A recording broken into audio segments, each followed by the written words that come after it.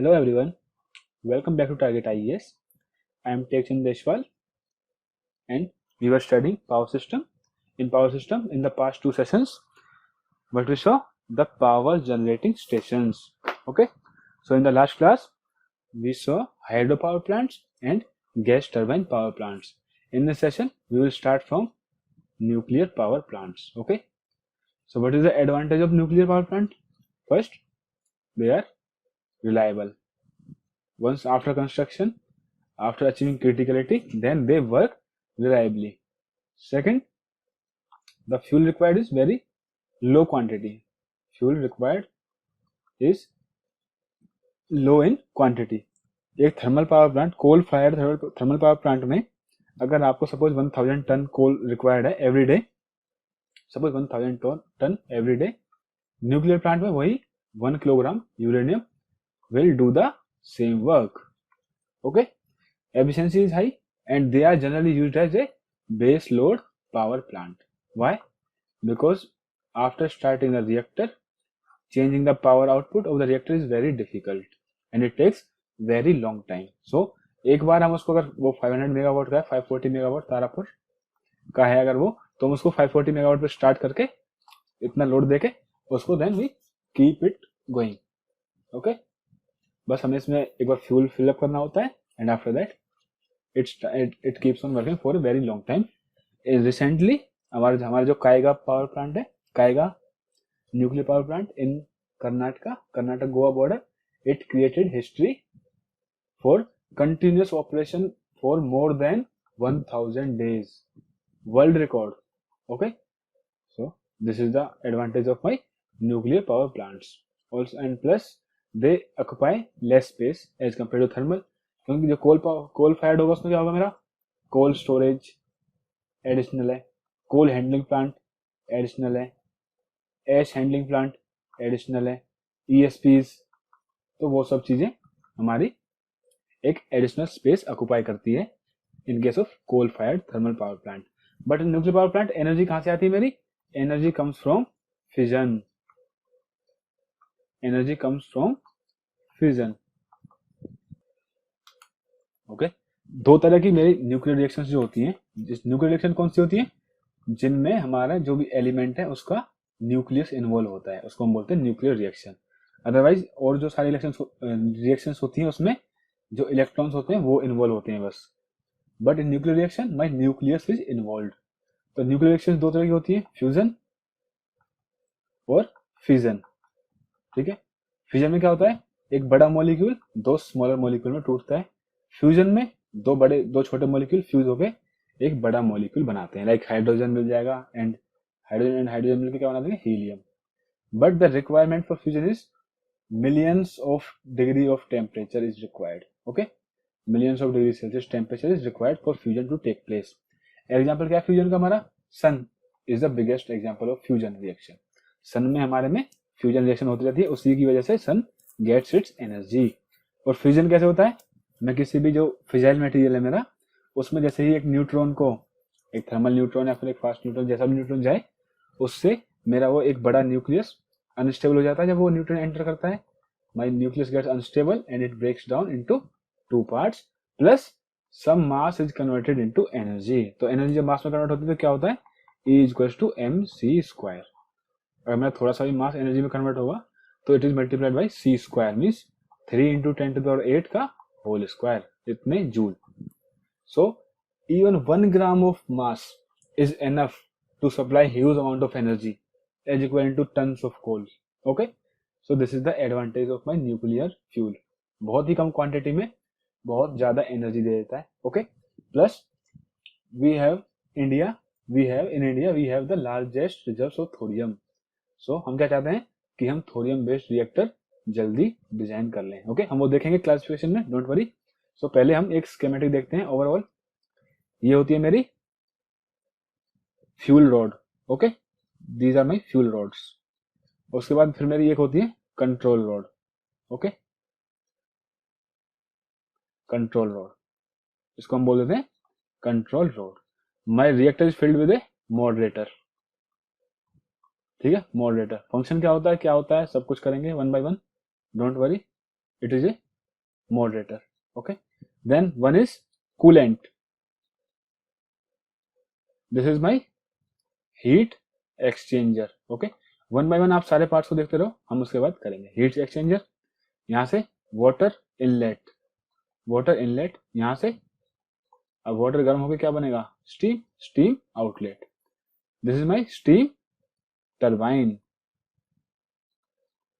Steam turbine. और turbine में अपनी हीट को लूज करने के बाद स्टीम कहाँ आएगी, कंडेंसर में. कंडेंसर में वाटर जाएगा, water in water out. Okay, so condenser में वापस से स्टीम बन जाएगी वाटर. और स्टीम कौन सी यूज करेंगे, वाटर कौन सा यूज करेंगे, डीमिनरलाइज्ड वाटर, जैसा कि हमने थर्मल पावर प्लांट में देखा था. वजह क्या है, to prevent the corrosion of my tubes. और उसकी पीएच रखेंगे 9 to 9.5, डीमिनरलाइज्ड और डी एरिएटेड. इसमें से सारी की सारी डिजोल्व गैसेस को निकाल लेंगे. वो सब हमने thermal power plant coal fired में देखा था. Okay, now after this condenser my water will go back to the heat exchanger. Heat exchanger में कूलेंट से हीट एक्सचेंज करके फिर से स्टीम बनाएगा और टरबाइन मेरी रोटेट करेगी. Okay, like this. Okay, so same start में जनरेटर है और जनरेटर मेरा पावर सप्लाई करेगा to the grid. It is simple diagram. Now one by one we will see what is my fuel rod. Fuel rod means fuel की rod. My fuel is present in the form of pins. Okay, then they are collected together, they bunch together, एक bundle से बना के हम उसको place करते हैं in the reactor. तो फ्यूल मेनली मेरा क्या होता है, मेनली मेरा फ्यूल होता है इसमें एनरिच्ड यूरेनियम. एनरिच्ड बोले तो look there is a classification. The natural uranium that we found in the nature, जो मेरा नेचुरल यूरेनियम होता है जो मुझे नेचर में मिलता है, नेचुरल यूरेनियम, उसमें जो फिजाइल होता है ना, फिजाइल, मैं फिजाइल और फर्टाइल आपको दोनों बताता हूँ. फिजाइल में जो यूजफुल होता है यूरेनियम 235, वो होता है 0.7%. ओके, यूरेनियम 238 होता है 99.28%. और एक और आइसोटोप होता है मेरा, ये सारे के सारे यूरेनियम के आइसोटोप्स हैं. आइसोटोप्स कौन से होते हैं, जिनका एटॉमिक नंबर सेम होता है बट मास नंबर डिफरेंट होता है. अगर आपको नहीं पता तो नोट कर लो, isotopes atomic number same but mass number different. So uranium 234 है, इसकी क्वांटिटी और भी बहुत ही कम होती है, 0.0055 something. Okay, now see one thing, जो मेरा काम का यूरेनियम है वो कितना है, 0.7%. ये होता है मेरा नेचुरल यूरेनियम में 0.7% होता है यूरेनियम 235. और यही मेरा होता है इट अंडरगोज फिजन, और इसी से मिलती है मुझे energy. Okay, this is called fissile. Uranium 235 is fissile. Fissile कौन सा होता है, जिसमें अगर हम एक न्यूट्रॉन को एंटर कराएं या फिर एक न्यूट्रॉन से हिट करें इसको, then it will break down into 2 other nuclei. Okay, अगर वो हम डिस्कस कर लेंगे, डोंट वरी. अगर नेचुरल यूरेनियम से मैं यूरेनियम 235 की क्वांटिटी 0.7 से इंक्रीज कर दूं तो मेरा हो जाएगा एनरिच्ड यूरेनियम. अगर मेरा uranium 235 is more than 0.7%, then it is my enriched uranium. If it is below 5%, then it is considered for civil use. Okay, and if it is above 5%, then it is military grade. Military grade uranium, that means it is used in weapons of mass destruction. Okay, और अगर मेरा natural uranium से ये reduce हो जाता है, that means अगर मैंने अपने इस फ्यूल को रिएक्टर में यूज कर लिया तो मेरा यूरेनियम 235 विल रिड्यूस बिलो 0.7%. तो उसको हम कहते हैं डिप्लीटेड यूरेनियम. Depleted uranium. अब हम देखते हैं दो तरह के रेडियो एक्टिव मटेरियल होते हैं. एक होते हैं हमारे फिजाइल, एक होते हैं मेरे fertile. Okay, what is the difference, fissile they directly undergo fission. You please write all these things because they are extra from the notes. मैंने रिसेंटली सिलेबस के अकॉर्डिंग ये फिर से डिजाइन किया था. They directly undergo fission. Okay, और fertile कौन से मेरे, जो डायरेक्टली फिजन में नहीं जाते but with some alteration they can be converted into the fissile material. Like मेरा थोरियम है 232, ये इसका फिजन नहीं होता बट मैं इस पे एक न्यूट्रॉन अगर मारूं then it will convert into uranium 233 and it is a fissile material. Samely in the same way, uranium 238 it is fertile, इसका डायरेक्टली फिजन नहीं होगा, ये डायरेक्टली न्यूट्रॉन के एंटर कराने से टूटेगा नहीं, ओके। लेकिन मैं इसमें न्यूट्रॉन मानूंगा तो क्या होगा मेरा, it will convert into plutonium 239 which is fissile. जो मेरे न्यूक्लियर बम होते हैं, my nuclear bombs warheads are made of plutonium generally, okay, so then it will be fissile, fine। और fissile को sorry it will be fissile, plutonium 239 will become fissile। और मेरा fissile कौन सा होता है, जो directly undergo fission, like uranium 235 is my fissile, सीधा न्यूट्रॉन मारो and it will break down into barium krypton plus 3 neutron. वो रिएक्शन हम देखेंगे, डोंट वरी, बट मैं बता रहा हूँ आपको ये डायरेक्टली, इसका डायरेक्टली फिजन होता है तो directly fissile material, otherwise fertile, okay।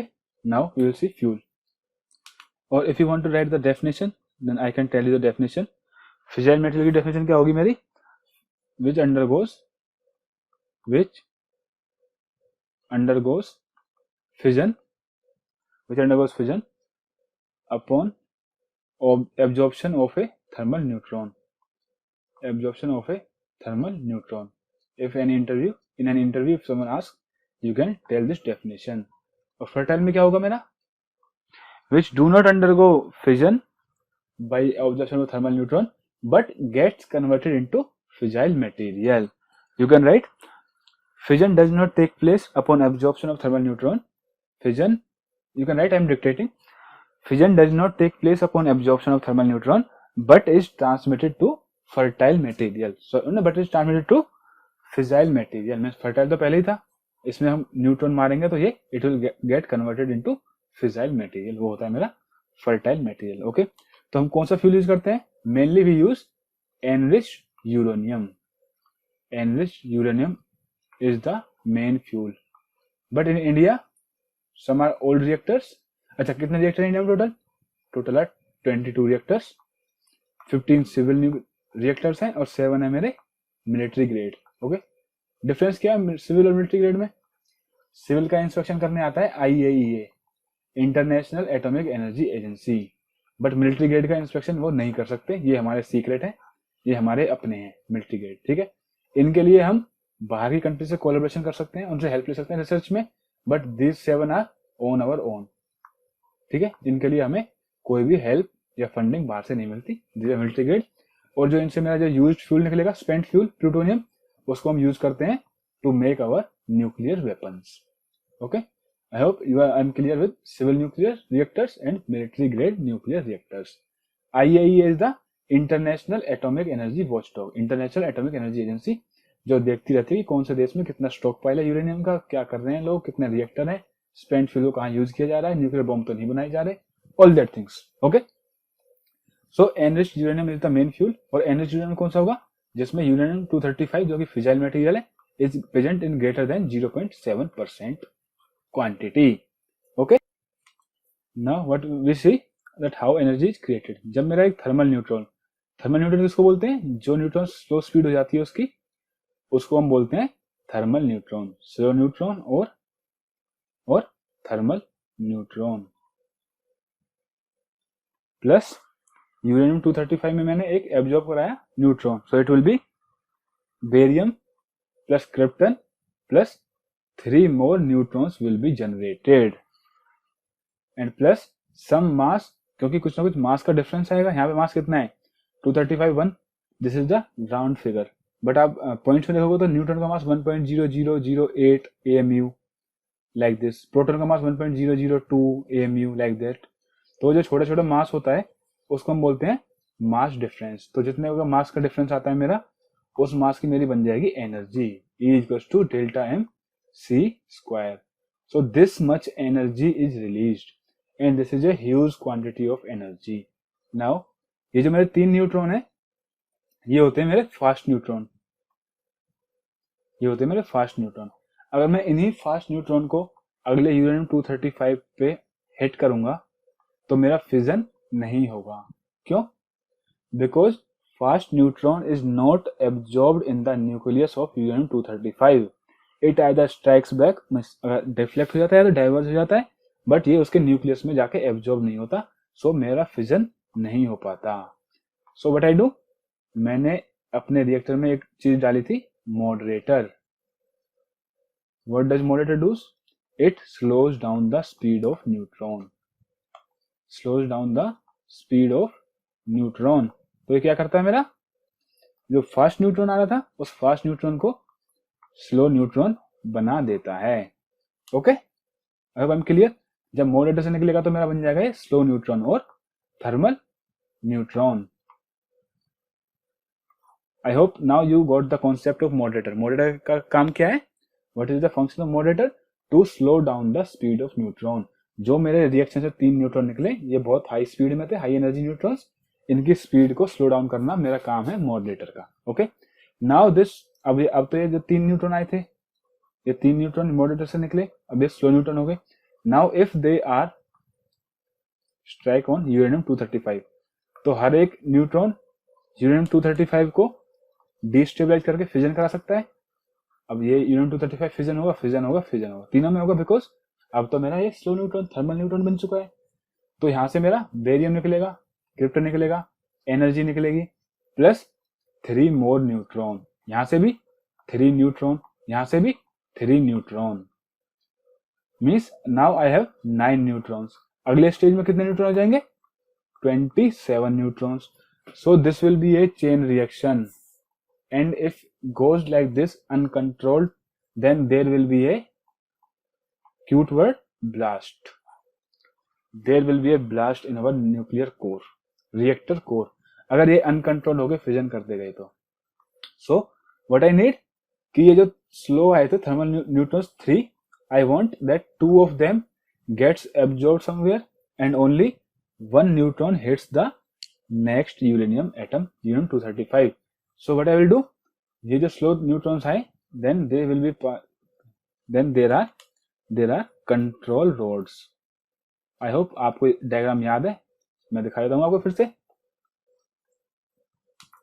You can see ये मेरी रिएक्टर कोर थी, ये मेरी फ्यूल रोड है. मैंने बीच में क्या भरा था? मॉडरेटर. मॉडरेटर क्या करेगा? Slow down the speed of neutrons. Then I have control rod. ये मेरी कंट्रोल रोड है. कंट्रोल रोड का काम क्या है? जो 3 न्यूट्रॉन्स है वहां पे जो स्लो न्यूट्रॉन हो गए 3 न्यूट्रॉन्स, उनमें से 2 न्यूट्रॉन को मेरी कंट्रोल रोड एब्जॉर्ब कर लेगी. So what is the purpose? जो इसमें मेरे 3 स्लो न्यूट्रॉन्स आए थे उसमें से 2 को एब्जॉर्ब कर लेगी मेरी control rod, and only 1 neutron will come out. Now this neutron will strike an another uranium 235 atom, और फिर मेरे निकलेगा barium, krypton, 3 neutrons plus a lot of energy. कितनी energy? Delta M C square. Okay, 3 neutrons. फिर से क्या होगा? Moderator में जाएंगे, slow down, then control rod, then only 1 neutron will come out. 1 neutron will come out only. Fine. So in this way control rod helps in controlling the chain reaction और rate of reaction. Control rod जो मेरी है वो मेरे rate of reaction means blast होने से बचाती है, और safe operation of reactor is possible. Okay, तो हम क्या स्टडी कर रहे थे? हम पढ़ रहे थे फ्यूल. फ्यूल में क्या होगा? Uranium 235 is good fuel, plutonium 239 and uranium 233 is also my radio active fuel. ये तो नेचुरली मिलता है, 0.7% मिलता है नेचुरली. इसको हम एनरिच भी कर सकते हैं by using centrifuge. Okay, plutonium 239 कहां से मिलेगा?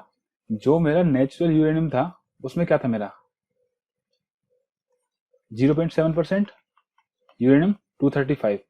99.28% क्या था मेरा? Uranium 238.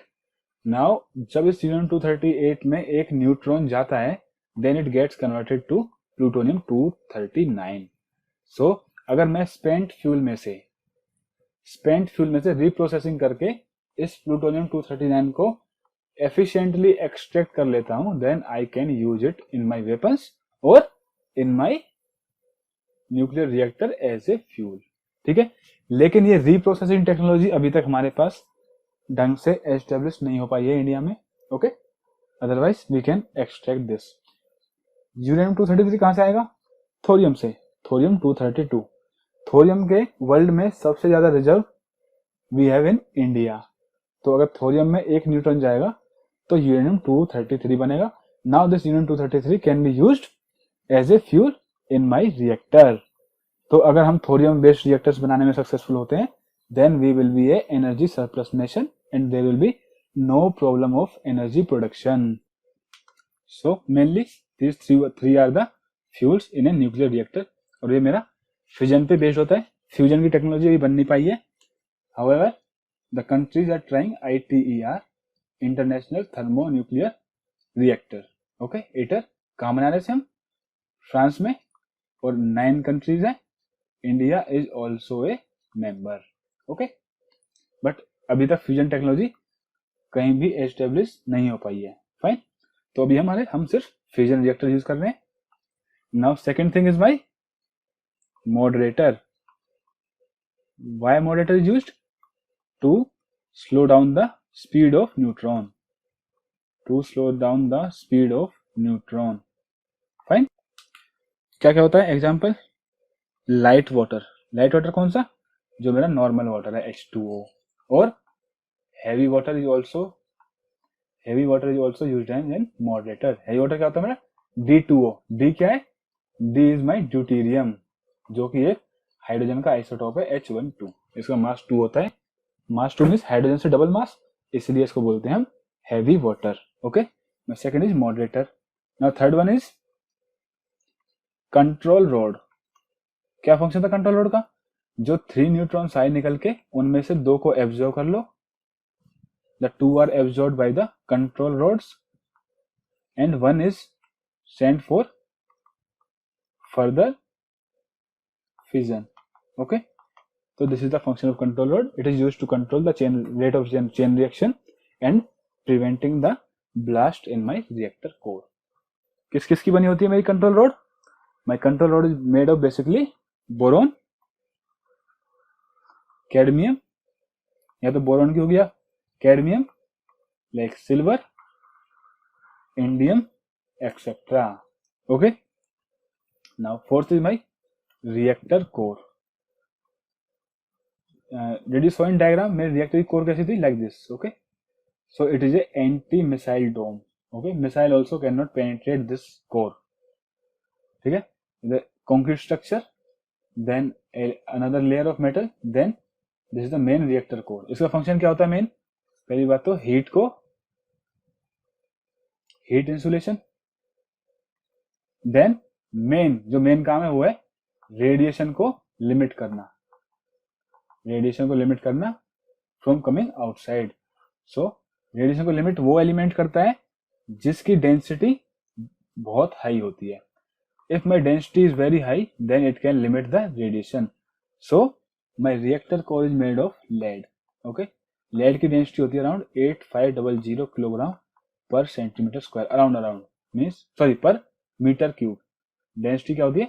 Kilogram per metre cube. Okay, so lead is a very heavy metal, इसलिए हम लेड को यूज करते हैं कोर बनाने में, सो दैट मेरा रेडिएशन का लीकेज मिनिमम हो. Okay, now my fifth is coolant. Coolant का काम क्या था? To bring heat from the reactor. Reactor के अंदर हीट जनरेट होगी, जहां पे न्यूक्लियर रिएक्शन होगी, फिजन होगा, वहां पे हीट जनरेट होगी, तो वहां से हीट को बाहर लेके आना है. It is the purpose of, और it is the function of. Now there is one problem in this. Okay, जो कूलेंट होता है मेरा, वो कूलेंट मेरा रेडियो एक्टिव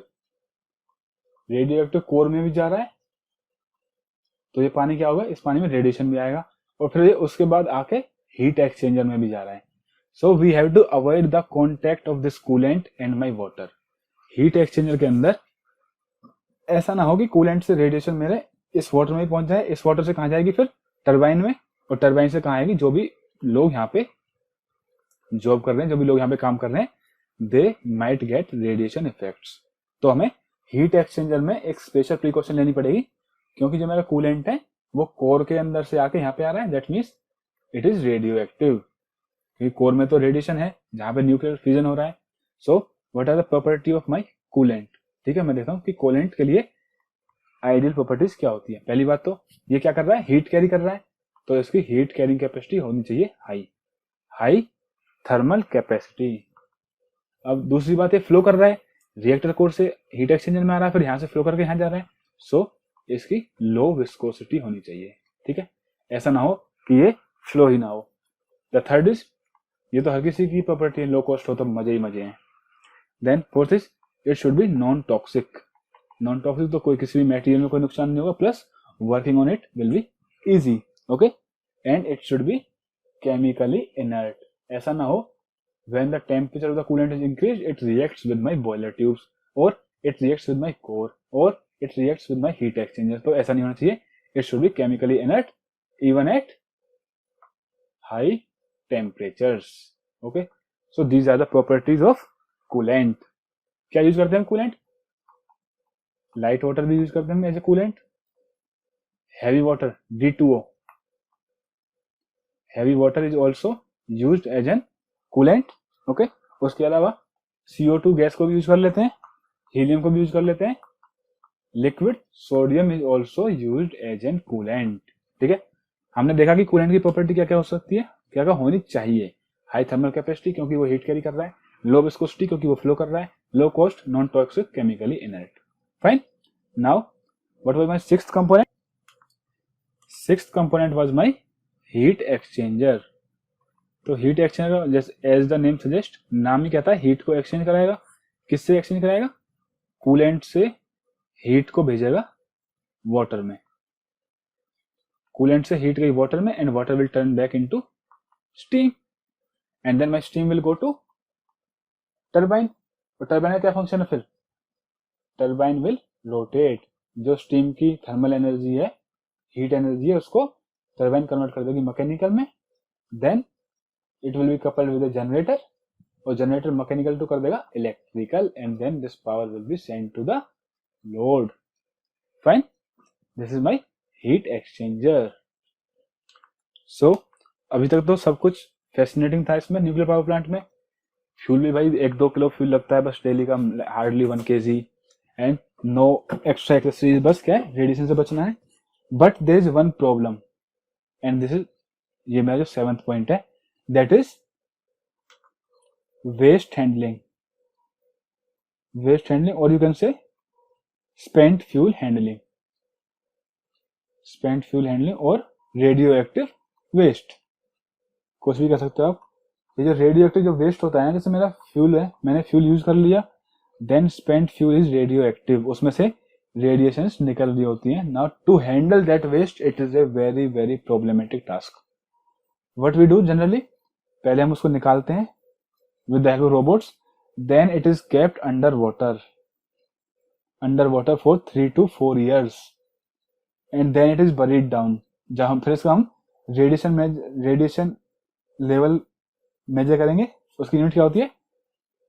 रोन्टजन। आपने चेरनोबिल अगर देखिए, चेरनोबिल सीरीज, तो उसमें होता है रोन्टजन, ये कितने रोन्टजन रेडिएशन है, okay.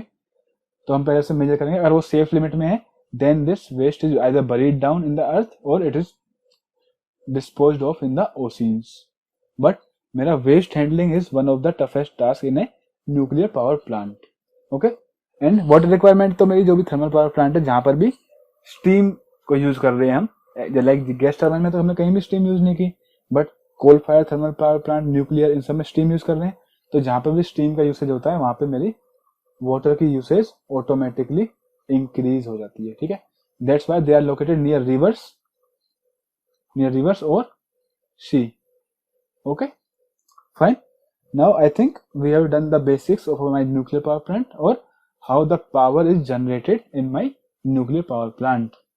So with this knowledge you can answer all the questions, I hope so. If there is any question in the interview, mainly this topic is for interview and mains. In case of prelims, in GATE and ESC, I think no one will ask the question, GATE and ESC only. But yeah, in conventional, in interview, and in any other state PSU or maybe other PSU exams, anyone can ask the question on nuclear power plants, and it is an emerging technology. The focus on nuclear power plants is very high, so there are number of opportunities in NPCIL. As I have told you, I have worked in NPCIL as an scientist C. और मिलते हैं next session में. In the next session, we will see wind power plant and solar power plant. So that will be the last power generating part. So our 1 unit will be finished by then. So अभी के लिए thank you all.